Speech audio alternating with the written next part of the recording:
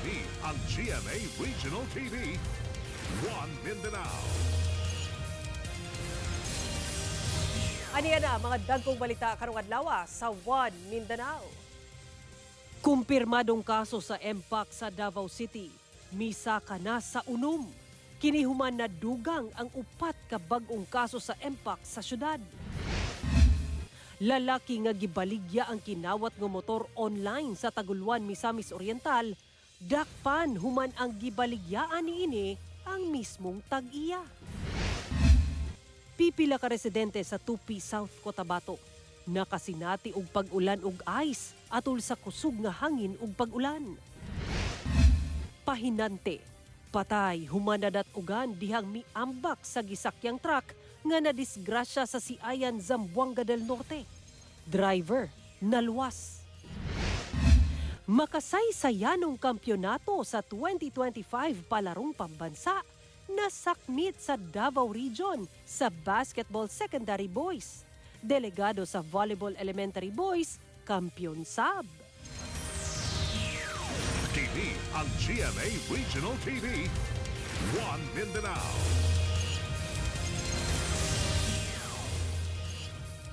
Mayong hapon, Mindanao. Ako si Sara Hilomen Velasco. Upat ka bag-ong kumpirmadong kaso sa MPOX ang natala sa Davao City. Sumatotal, unom na ang natalang kaso sa syudad sukad sa miaging bulan. Kamusta na kaha ang mga nagpositibo? Atong sayro ng detalye sa live report ni Argil Relator. Argil. Sara, sumala sa Davao CHO nga stable ang kondisyon karon sa mga bag-ong kaso nga natala sa MPOX sa Davao City. Hinuon bisan pa man dunay mga kaso sa MPOX sa syudad nga natala, no, dili pa mandatory ang pagsuot og face mask bisan magawa sa balay. Hinuon pahimangno sa otoridad na kinahanglan nga mag-follow og mga public minimum health standards sama sa makanunayon nga paghugas og kamot, pag-sanitize gamit ang alcohol, ingon man paglikay sa mga lugar nga tapukanan og mga tao. Unom na ang natalang kumpirmadong kaso sa MPOX sa Davao City. Dihang dunay upat ka bag-ong kaso nga nadugang sa ihap sumala sa Davao City Health Office. Stable na hinuon ang mga bag-ong nagpositibo sa MPOX. So ang atong epidemiology department dinhi sa atong dakbayan sa Davao kay padayon jud na kada adlaw ila nang ginamonitor jud atong mga katong mga pasyente ug ilang close contact. So sige sila coordinate labi na sa mga pasyente. Sumala sa CHO, monitoring lang ang ginahimo sa mga close contact o daily isolation. Hinoon, walay nabating sintomas ang mga close contact sa mga nagpositibo. Wala matudpay angay nga kabalakan sa sitwasyon. Apan magpatuman og minimum public health protocol sama sa makanunayong paghugas og kamot. Ang MPOX manggod ang iyahang mode of transmission is close contact. So kanang mag-hug, kiss, maghinlawas, magunsag mga mga body fluids. So isa nato kalimtan sir na kani siya is zoonotic po na disease. So pasabot ana gikan pwede sa nigikan sa animal. So samtang sa dato sa Southern Philippines Medical Center, dunay tulo ka kumpirmadong kaso sa MPOX nga nagapaayo sa maong ospital. Apan wala ni inigibutyag kung lakip ba ang maong mga pasyente sa mga bagong kaso sa MPOX sa Davao City. Upat sab ka suspected case ang nakatakdang ipailawom sa Suwabing. Sumala sa SPMC, nagikan sa Davao City ug Davao del Sur ang 7 ka mga pasyente sa maong ospital. Tungod sa maong mga kaso sa MPOX, kamatikda na ang pagdaghan sa mga nagabaligya og face mask sa syudad kung asa dinaghan ang ginapalit. Nagsugod matud pa kini kagahapon dihang nagpagula og advisory ang pipila ka LGUs gawas sa Davao City labot sa mandatory nga pagsuot og face mask sa pampublikong mga lugar subay sa pagsaka sa ihap sa kaso sa MPOX. Maraming bumibili sa amin kasi dahil sa MPOX na virus. Kahapon mababa pa sa surgical 50. Kaso ngayon wala na stock.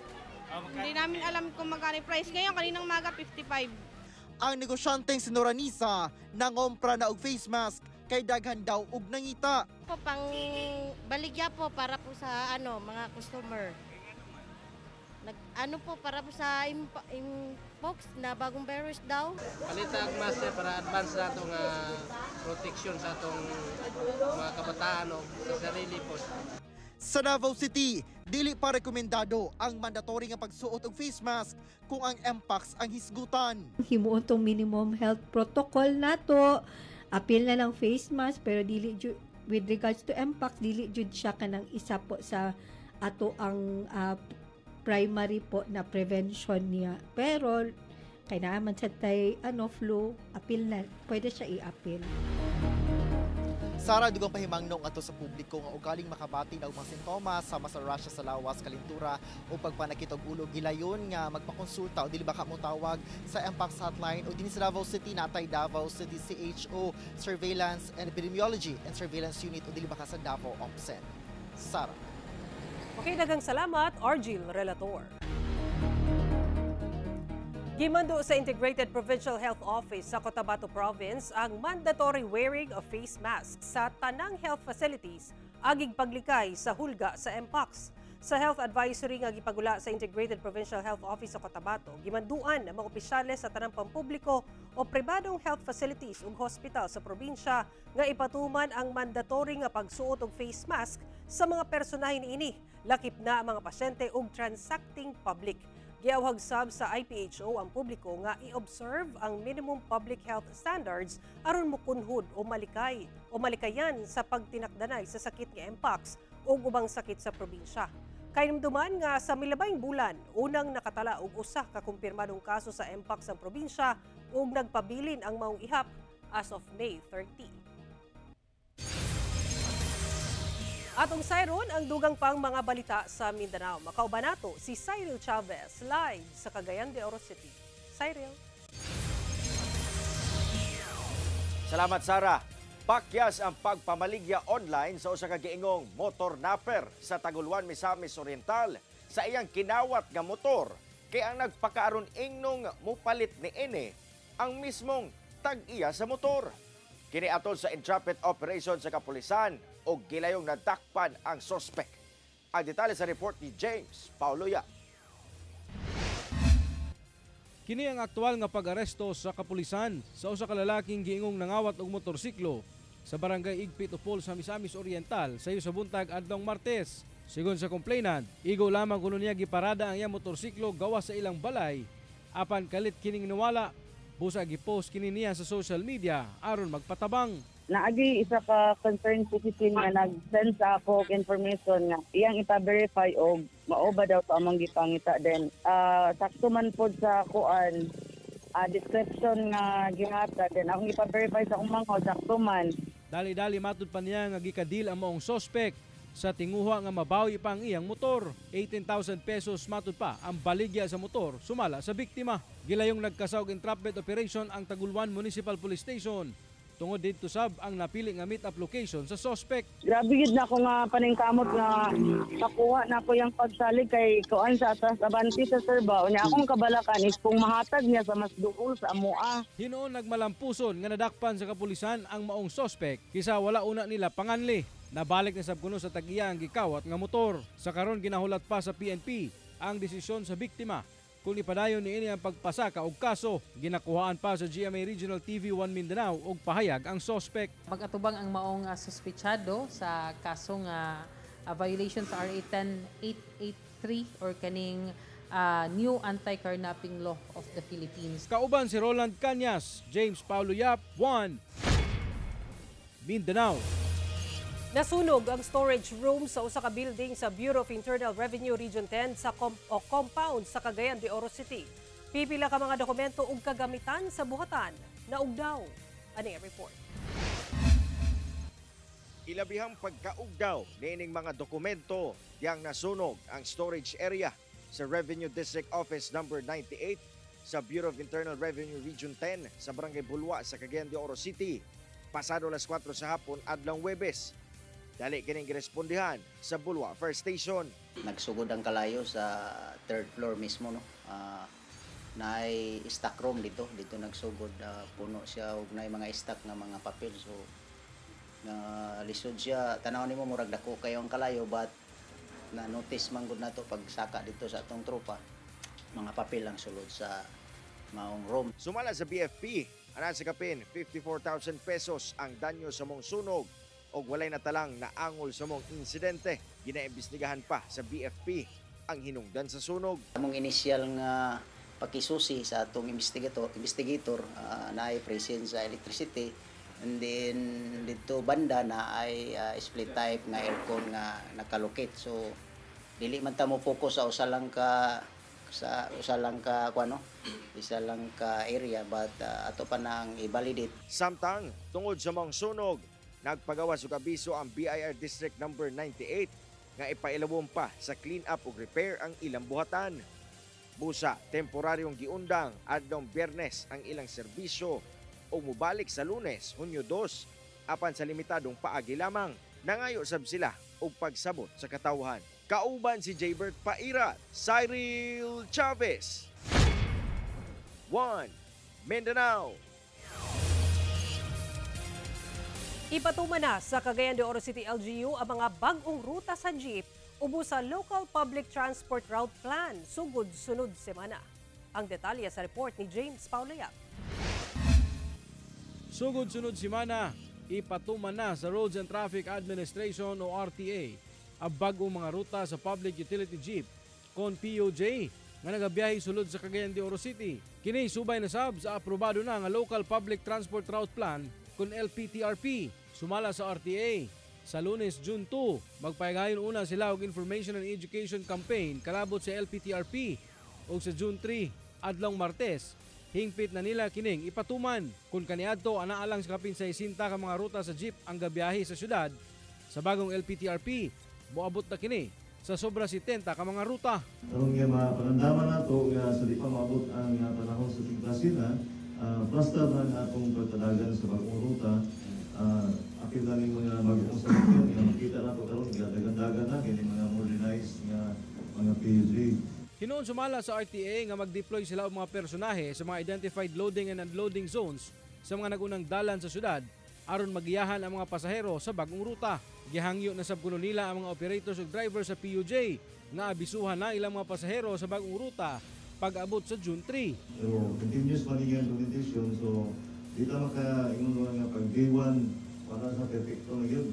Wala kita nga tanaw na po kung sa'y may tabo sa pag-implementar na lagi ng adjustment ani. Normal siya sa implementar ka pag-uyot na ruta. Samtang sumala sa Land Transportation Franchising and Regulatory Board kon LTFRB 10 nga dili na matud patugutan nga makapamasahero ang mga PUJ nga wala nagpa-consolidate sa ilang mga prangkisa tungod mahulog nga kulurom ang ilang mga operation. Bilis lang apply sa bagong LTFRB route o bilis lang consolidated. Now, kung may chance na ma-open balik ang consolidation, which is ginastoryahan pa na siya sa mga inisya o sa DTR, baka possible in the future. Pero dito na sila mo tampo sa existing pwede ng bagong bagong nga kooperatiba o bagong nga corporation. Hinoon pagpasabot nila nga wala unay pagpandakop nga himuon ng LTFRB o ang LTO, inay pasabton una ang mga operators sa PUJ. Ako si James Paulo Yap, 1 Mindanao. Kapin 100,000 pesos nga kantidad sa dynamite paraphernalia nga ginagamit sa illegal fishing ang nasakmit sa PNP Maritime Group atol sa gipaygayong Seaborne Patrol sa Maluso, Basilan. Suspect nga boat skipper nakasibat. Ani report ni Efren Mamak. Mitambad sa kapulisan ang pipila ka mga dynamite paraphernalia nga iligal nga ginagamit sa pagpanagat nining usa ka bangka sa kadagatan sa Langas Island, Maluso, Basilan banda alas 11 sa buntag adlawng Martes. Gilangkuban kini sa 25 ka kilos sa ammonium nitrate nga mobalor sa 32,500 pesos. Dunasay duha ka botelya nga homemade dynamite, 35 ka blasting cups og detonating cord. Sumala sa PNP Maritime Group personnel, gibiyaan matud pa kini sa usa ka lalaking boat skipper human gipabulhot og padagan o gibilin sa usa ka lugar ang bangka niini. Kini human wala kini mapakitang legal nga dokumento atol sa ilang pagpangutana. Apan sa padayong hot pursuit operation sa kapulisan, nasubay ang Pinoy-anan sa suspect apan ang asawa ra og anak nga lalaki ang ana sa sulod sa balay. Apan Voluntaryong gisurrender sa asawa sa suspect ang lain pang tinaguan nga usa ka sako ug 6 ka kilo sa ammonium nitrate. Sa kinatibuk-an, moabot sa 117,650 pesos ang kantidad sa maong dynamite paraphernalia. Nagpadayon pa ang hot pursuit operation sa kapulisan batok sa suspect. Ginasulayan sa GMA Regional TV1 Mindanao nga makuhaan og pahayag ang asawa sa suspect. Kauban si Gary Balantay, Efren Mamak, 1 Mindanao. Kampiyon ang Davao Region sa basketball secondary boys o volleyball elementary boys sa 2025 palarong pambansa. Sa Kulba Hinam nga championship game kaganinang buntag tali Davao Region o Western Visayas. Nasungkit sa Davao Region ang kampyonato sa basketball secondary boys sa score nga 67-51. Nagbugna sila og kasaysayan isip labing unang gold medal sa Davao Region sa basketball secondary boys. Samtang nadepensahan sa Davao Region Volleyball Elementary Boys ang ilang kampyonato sa miaging tuig. Human sila gihapon ang nagkampyon karong tuiga. Napildi nila ang Central Luzon sa championship match. As of May 30, 4 p.m., ana sa ikapat nga pwesto ang Davao Region nga adunay 36 golds, 22 silvers ug 34 bronze medals. Ipahigayon ugma May 31 ang closing ceremony sa 2025 palarong pambansa. TV ang GMA Regional TV, 1 Mindanao. 14 ang samdan humana angol ug 7 ka balay ang naguba dihang gikuso-kuso sa kusog nga hangin nga giubanan pa og kusog nga ulan ug pag-ulan og ice ang 6 ka barangay sa Tupi South, Cotabato. Ang detalye sa report ni Efren Mamak. Makita nining video ang epekto sa kusog nga ulan ug hangin sa Barangay Crossing River sa Tupi, South Cotabato pasado alas 2 sa hapon adlang Huwebes.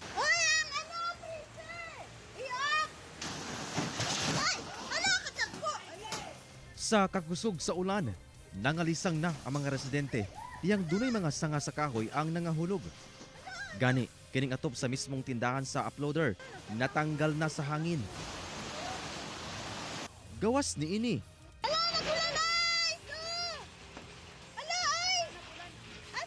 Gikatingalahan sab nila ang mga nangahulog nga ice crystal sa maong pag-ulan.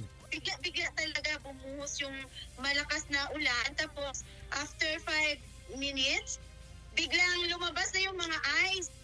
So na siya kami, first time din namin naranasan na actual namin nahawakan yung mga ice. Human ang pipila ka minutos nga pag-ulan ug kusog nga hangin. Mitambad na ang mga danyos nga dala ni ini. Dunay mga kabalayan sa mga lugar ang nadanyos, human mahagbungan og mga dagkong sanga sa kahoy. Sa Barangay Palian, pipila ka mga punuan sa kapayas ang giharos. Matod sa Tupi Municipal Police Station, anaa sa 7 ka kabalayan gikan sa 6 ka mga barangay sa maong lungsod ang nadanyos human natagakan og mga kahoy. Doon na say mga kahoy nga nangatumba sa National Highway nga nakamugna og traffic. Hinuon natanggal kini human ang road clearing operations. Sa tala sa Tupi PNP, miabot sa 14 ka individual ang samdan, human naangol tungod sa pagkatumba sa mga kahoy og disgrasya sa kadalanan.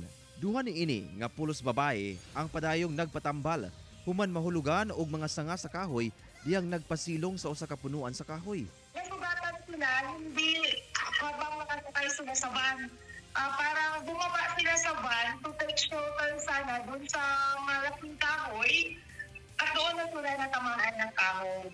Matod sa Pag-asa, epekto sa localized thunderstorms ang nahitabong pagdaot sa panahon sa maong lungsod. Yung nangyari po kahapon sa may Tupi, posible po yung thunderstorms. Itong thunderstorms po kasi dala po ito ng clouds na tinatawag nating cumulonimbus clouds.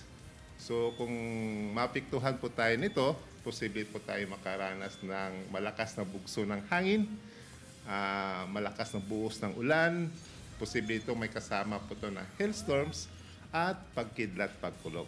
Padayon ang ginahimong rapid damage assessment and needs analysis sa MDRRMO kalabot sa hitabo. Kauban si Bong Vicencio, Efren Mamak, 1 Mindanao. Patay ang usa ka 43 anyos nga lalaking pahinante human kini milukso og madat-ugan sa mitagilid nga gisakyang truck sa soft drinks sa Siyayan, Zamboanga del Norte. Ato'y balik si Efren Mamak. Mitakilid na kining usa ka truck sa soft drink sa kadalanan sa Barangay Muñoz sa Siayan, Zamboanga del Norte human na aksidente pasado alas 12 Biyernes sa kadlawon. Gipang silhigan na lang sa mga tao ang mga buak nga bildo sa mga soft drink nga mikatag na sa kalsada. Matud sa Siayan Municipal Police Station, patay ang 43 anyos nga lalaking pahinante sa mong truck nga residente sa Ipil, Zamboanga, Sibugay. Samtang luwas ang 30 anyos nga lalaking driver ni ini nga residente sa Diplahan, Zamboanga del Norte. Sa investigasyon, pabiyahe gikan Cagayan de Oro City ang truck padulong sa Salug, Zamboanga del Norte, dihang mibuto ang ligid sa wala nga atubangang bahin sa truck, hinungdan nga nawad-an og kontrol ang driver. Dihang miaksyon na og takilid ang truck, dali-dali nga milukso ang pahinante nga anaa sa tunga nga bahin sa truck, apan naapsan kini sa pagtakilid sa truck ug nadatugan. Yung pahinante niya na-trap doon sa sasakyan. Ang sabi ng driver, sir, dumalang daw yung pahinante, pagkatapos pagtalo niya natumba yung sasakyan kaya yun naipit ng truck nila. Ginasuta pa sa PNP ang kinatibuk-ang danyos sa maong insidente. Samtang nakigalayon na matud pa ang tag-iya sa mong truck sa pamilya sa biktima alang sa pag-areglo ug paghatag og hinabang.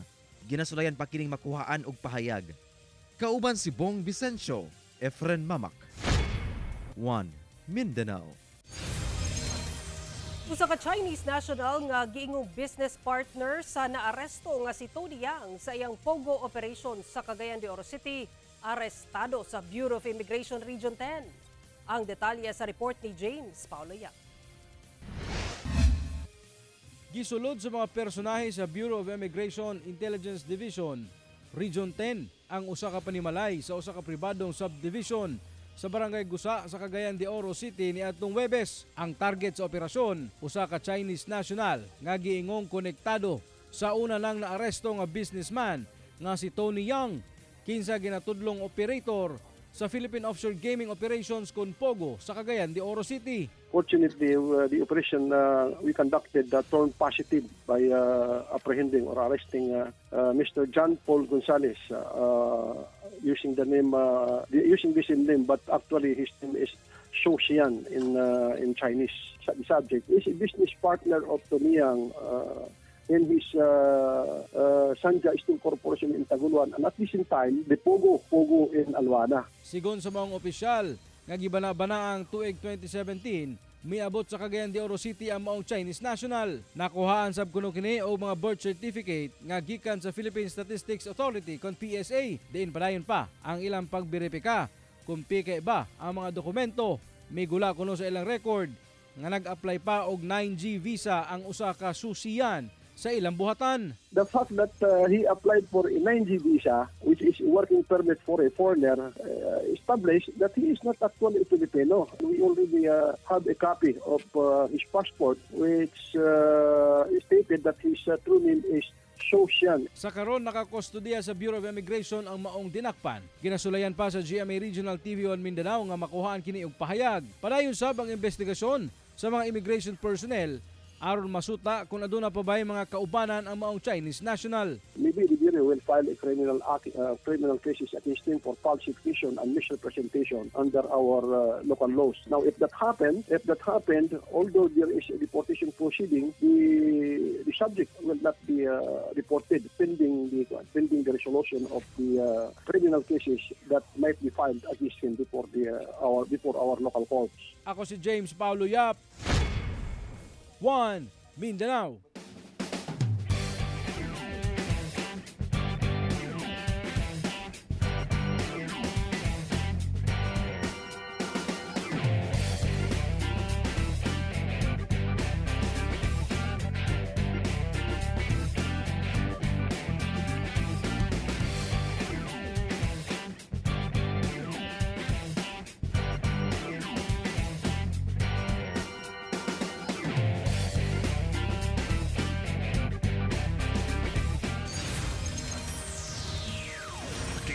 Ang GMA Regional TV, 1 Mindanao. Nagkaatbang na ang mga abogado sa GMA Network Incorporated o TAPE Incorporated sa Office of the City Prosecutor sa Quezon City alang sa posibleng settlement kalabot sa kasong estafa nga gipasaka sa GMA Network batok sa TAPE. Ani ang report. Nag-atbang na sa Office of the City Prosecutor sa Quezon City ang mga abogado sa GMA Network Incorporated ug TAPE Incorporated. Gipatawag ang isigakampo aron hisgutan ang posibilidad sa settlement kalabot sa gipasaka sa GMA nga kasong kriminal nga estafa batok sa TAPE. Kinitungod sa wala niini pagremit sa network sa halos 38 million pesos nga ad revenues nga alang unta sa GMA ubos sa usa ka assignment agreement. We want to collect the amount that was misappropriated, the amount that should have been given to GMA but was not remitted by the officers of TAPE. We have been waiting for the remittance of the ad revenues. Unfortunately, despite repeated demands, hindi nabigay sa atin yun. Hinuon giila sa TAPE Incorporated nga duna pa sila'y obligasyon sa GMA. I think TAPE naman is not denying that there's a collectibles to them, to the corporation. Maybe the main contention only is whether it's civil or criminal. Apan wala pa'y nasabutan sa karon ang duha ka kampo. Inay, gitakda sa prosecutor's office nga bag-atbang sila balik sa June 11 aron masayran kung dawaton sa GMA ang itanyag sa TAPE. We have been saying din naman that management is open to listen and to see what offer they have, and if it's reasonable, we can decide on what to do about it. Under the rules, no, yung mediation kasi is also dependent on the complainant if they are willing, di ba, or open for settlement. So in this particular case kasi maganda na nalaman natin on the part of GMA that they're open for settlement. Kung dili mo lampos ang mediation sa June 11, ipadayon na ang preliminary investigation sa kaso ug sa korte na nila hisgutan ang merito sa kaso. Sara Hilomen Velasco, 1 Mindanao. Tungod sa padayong pagkonserba sa bakawan ug pagprotekta sa kadagatan sa Barangay Lasang sa Davao City, may resulta kini sa abundang ani sa mga mananagat. Ilabi pa nga daghang residente ang nagdepende sa kadagatan sa ilang panginabuhian. Ani ay ikaduhang hugna sa RTV Presents ni John D. Esteban.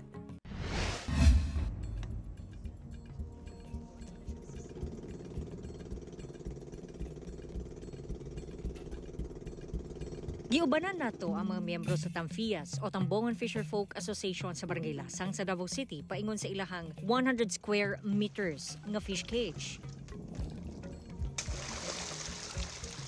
Amag ni sir na? Yes po. Organic ang ilahang ginapakaon sa mga binuhi nga talakitok, lapu-lapu ug kitang sama sa mga gagmayng isda aron dili makadaot sa dagat. Nagapadaghan pud sila og kini lobster dako kayo na sa mga bana-bana 2 ka kilo pero wala pa nila ni ginabaligya. It's because ang ilang tumong padaghanon usa kini.